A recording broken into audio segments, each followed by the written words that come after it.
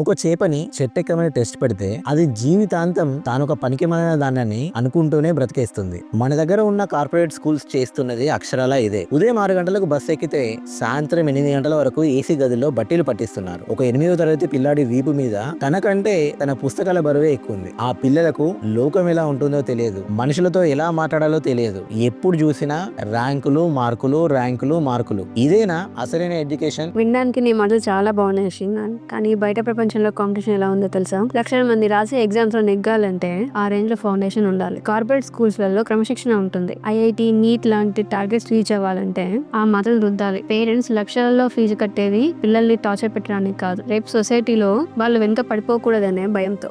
భయం కరెక్ట్ గా చెప్పావు తేజ. ఆ భయమే కార్పొరేట్ స్కూల్స్ కి ఒక పెట్టుబడి. నీ ఉద్దేశం ప్రకారం ర్యాంకులు వస్తే లైఫ్ సెటిల్ అయిపోతుందా? 100కి 100 మార్కులు తెచ్చుకున్న స్టూడెంట్స్ కి ఇంట్లో ఓ కరెంట్ ఫ్యూజ్ పోతే పెట్టడం రాదు, ఓ సూపర్ మార్కెట్ కి వెళ్ళి ఓ వస్తువు తెమ్మంటే తేరాదు, ఇంటికి ఎవరైనా బంధువులు వస్తే వాళ్ళని ఎలా పలకరించాలో తెలియదు. పిల్లలకి చదువు ఒక్కటే కాదు, communication skills, financial literacy, problem solving skills ఇవేవి నేర్పించకుండా కేవలం రోబోట్స్ లాగా బట్టి పట్టించి ఇంజనీరింగ్ చేస్తే ఏం లాభం? రేపు జాబ్స్ రాక వచ్చిన ఆ ప్రెషర్ తట్టుకోలేక డిప్రెషన్ లోకి వెళ్తున్నారు. మనకు కావాల్సింది రోబోట్స్ కాదు Teja, practical education. Practical education ముఖ్యం కాదని నేను అనట్లేను, కానీ ముందు బేసిక్ డిగ్రీ సర్టిఫికేషన్ ఉంటేనే కదా ఏహెచ్ఆర్ అయినా పిలిచి ఇంటర్వ్యూ తీసుకునేది. సిస్టమ్ ని రాత్రికి రాత్రి పూర్తిగా మార్చేయలేము. ఆ కార్పొరేట్ స్కూల్స్ వల్లనే కదా ఎంతో మంది మిడిల్ క్లాస్ పిల్లలు పెద్ద పెద్ద పొజిషన్స్ లో ఎంఎన్సీ కంపెనీలలో సెటిల్ అయ్యారు తేజ.